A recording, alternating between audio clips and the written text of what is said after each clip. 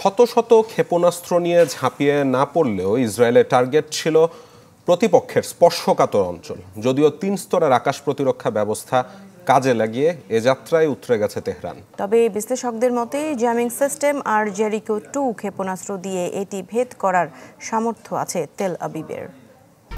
1, 2, 3 ঢাকায় জমি জিতে নিন 100% ক্যাশব্যাক সহ 20 কোটি টাকার পুরস্কার। সীমান্ত অঞ্চল কিংবা রাজধানী তেহরান নয়, ইরানে হামলায় গুরুত্বপূর্ণ শহর ইস্পাহানকে লক্ষ্যবস্তু করেছে ইসরায়েল। এতে প্রশ্ন উঠছে, কেন এই শহরকেই টার্গেট করেছে তেল আবিব? রাজধানী তেহরান থেকে 350 কিলোমিটার দূরের শহর ইস্পাহান। পারমাণবিক স্থাপনা সহ ইউরেনিয়াম কর্মসূচির কেন্দ্রবিন্দু এই অঞ্চল। সামরিক গবেষণা কেন্দ্র, বিমান ঘাঁটি সহ আছে অস্ত্র কারখানাও।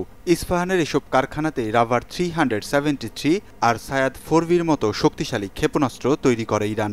আর শত্রুর এই পাওয়ার হাউসেই ছোট পরিসরে হামলা চালিয়েছে তেল আবিব। বিশ্লেষকরা বলছেন, একই সাথে নাগরিক সন্তুষ্টি ও যুক্তরাষ্ট্রের সংযমের পরামর্শ বিবেচনায় হামলায় ব্যবহার করা হয়নি পূর্ণ শক্তি।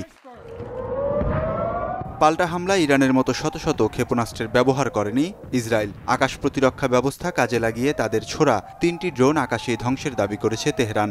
তবে বড় পরিসরে হামলা চালালে তা মোকাবেলায় কতটা সক্ষম ইরানের আকাশ প্রতিরক্ষা ব্যবস্থা, তা নিয়ে হচ্ছে বিশ্লেষণ। সমর বিশেষজ্ঞদের মতে 3 স্তরের শক্তিশালী আকাশ প্রতিরক্ষা আছে ইরানের। 200 কিলোমিটার দূর থেকেই শত্রুর ক্ষেপণাস্ত্র ধ্বংস করতে পারে S-300 প্রতিরক্ষা ব্যবস্থা। 75 কিলোমিটারের মধ্যে প্রবেশ করলেই সক্রিয় হয়ে ওঠে খোরদাদ 15। 120 কিলোমিটারের মধ্যে ক্ষেপণাস্ত্র ধ্বংস করতে পটু ট্যাকটিক্যাল হান্টার। গেল ফেব্রুয়ারিতে আরও 2টি প্রতিরক্ষা ব্যবস্থা যোগ করেছে ইরান। আরমান নামের সেই প্রতিরক্ষা ব্যবস্থা 120 থেকে 180 কিলোমিটার রেঞ্জে একসাথে 6টি ব্যালিস্টিক ক্ষেপণাস্ত্র নিক্ষেপে সক্ষম। যদিও মার্কিন সমরবিদরা বলছেন, জ্যামিং প্রযুক্তি দিয়ে এসব প্রতিরক্ষা ব্যবস্থা সাময়িক নিষ্ক্রিয় করার ক্ষমতা আছে ইসরায়েলের। সাথে এক ঝাঁক জেরিকো 2 নামের অত্যাধুনিক ক্ষেপণাস্ত্র ছুড়লে তা প্রতিরোধে বেগ পেতে হবে ইরানকে। 26 টন ওজনের এই ক্ষেপণাস্ত্র গুড়িয়ে দিতে পারে 1500 থেকে 3500 কিলোমিটার দূরের লক্ষ্যবস্তু।